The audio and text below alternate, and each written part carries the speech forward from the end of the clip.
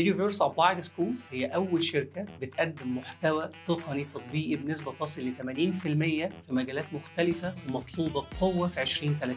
خلال السنين اللي فاتت طورنا مناهج خاصة بالأطفال من سن جريد 1 لجريد 12 عربي أو انترناشونال.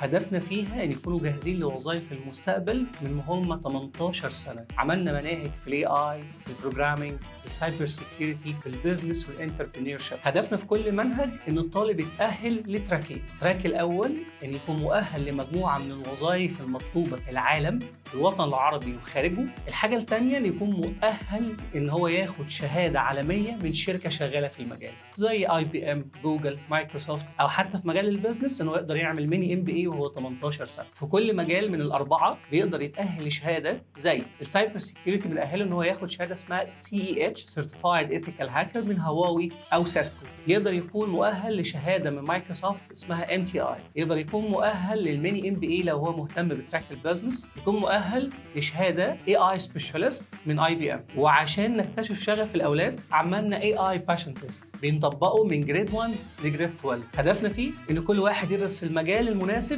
اللي هيكون قادر يشتغل فيه ويبدع فيه وهو 18 سنه. الاي اي باشن تيست هو اختبار 30 سؤال عامين جدا، ملهمش علاقه بالتكنيكال، ملهمش علاقه باي مهارات تقنيه، هدفه بس ان احنا نكتشف شخصيه الاولاد والمجال المناسب ليهم. في اخر الاختبار بيطلع لي جراف فيه 4 وظائف، كل واحد بالنسبه بتاعته، عشان نديله الدومين ان هو يقدر يكتشف شغفه على حسب النسب اللي موجوده في الاختبار. نظام الدراسه عندنا سنه دراسيه بتبتدي من شهر 10 وبتخلص في شهر 7. هدفنا فيها ان الاولاد يستفادوا بالسكرين تايم بتاعهم طول اليوم. احنا ببساطه هناخد منهم يومين في الاسبوع، كل يوم من ساعه ونص لساعتين هتعلموا فيها حاجه هتفيدهم جدا بطريقه تطبيقيه وتناسب سنهم. ولما بنتعاون مع المدارس بنوفر لطلابها 3 موديل، بنوفر لهم اونلاين او اوفلاين او هايبريد ما بين الاونلاين والاوفلاين، وبنقدر نكستمايز كل نظام على حسب احتياجات طلاب المدرسه وعلى حسب احتياجات المدرسه. اللي بيميز Eduverse Applied Schools اختبار الشغف اللي بيه بنقدر نحدد شغف الاولاد ونعمل لهم ريكومنديشن وسبوت لايت على هدفهم وعلى شخصيتهم المناسبه. الكتب الدراسيه المبنيه على ستاندرز عالميه، اولها الكومن كور ستيت ستاندرز والنكست جنريشن ستاندرز وستاندرد عالمي في كل مجال.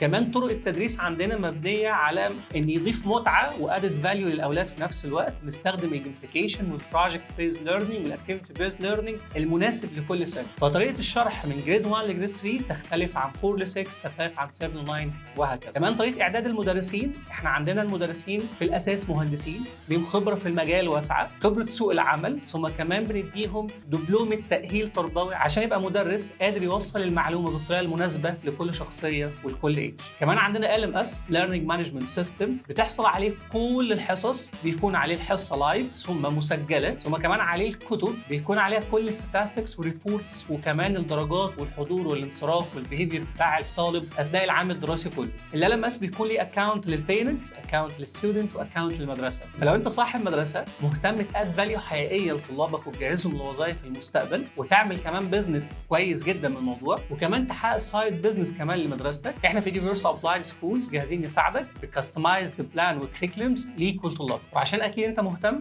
وعاوز تعرف اكتر تواصل معانا.